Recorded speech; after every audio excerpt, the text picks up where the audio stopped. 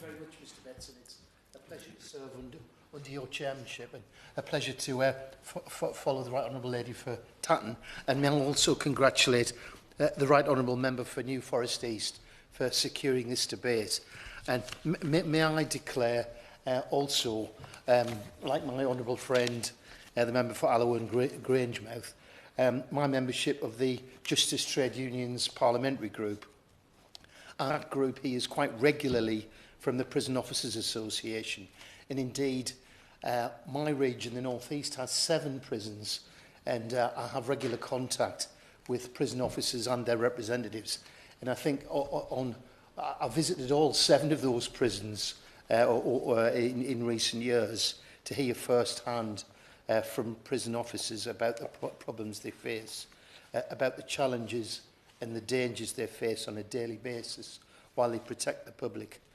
And I also, as a number of honourable and right honourable members have done, I want to pay tribute and place on record my admiration for the professionalism and bravery of prison officers and indeed prison educators in the face of extreme adversity, and to all prison staff who have to deal with often violent and dangerous criminals so that we don't have to.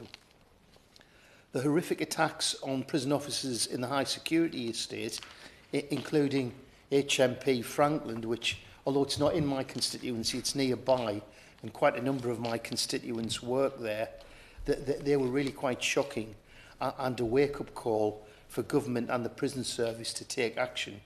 Action, I might say, that the Prison Officers Association have long called for.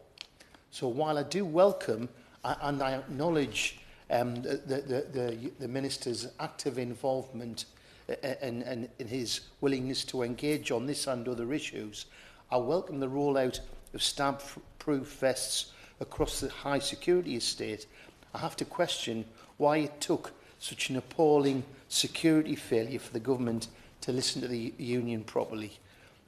I do hope ministers aren't going to make the same mistake again by ignoring the calls of frontline workers.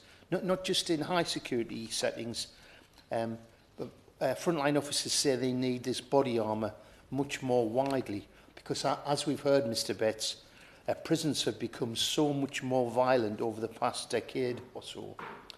And I do think it's relevant we consider and try to understand why prisons have become so dangerous.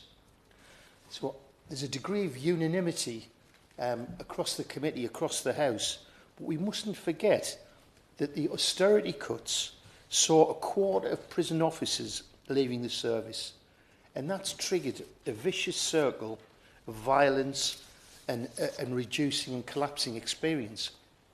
And as prison officer experience goes down, violence goes up. And as violence goes up, more officers leave. So it's a kind of a vicious circle. So experience falls still further. Prison office experience really matters. And I'm sure the Minister understands that. And I know it's a bit predictable, but every year I table a question asking about the current level of cumulative experience of front-level prison officers. And my good and honourable friend, the member for Alloa and Grangemouth, referred to the numbers. And the latest figures for 2025, as he's already said, show over 116,000 years of cumulative prison officer experience has been lost since 2010.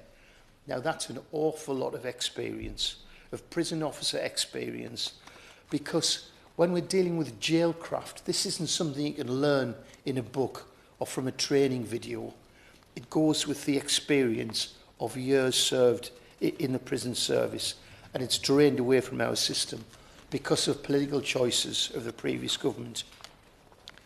And while this is a complex problem, and there isn't a single solution, so body armour isn't the only answer, but it's part of the solution. And the problem isn't just about safety equipment, and other members have touched on it. The recent announcement of a 3.5% pay increase for prison officers, while MPs receive 5%, that has caused some upset and indeed has been derided by the Prison Officers Association in the face of the ongoing cost of living crisis that their members are facing.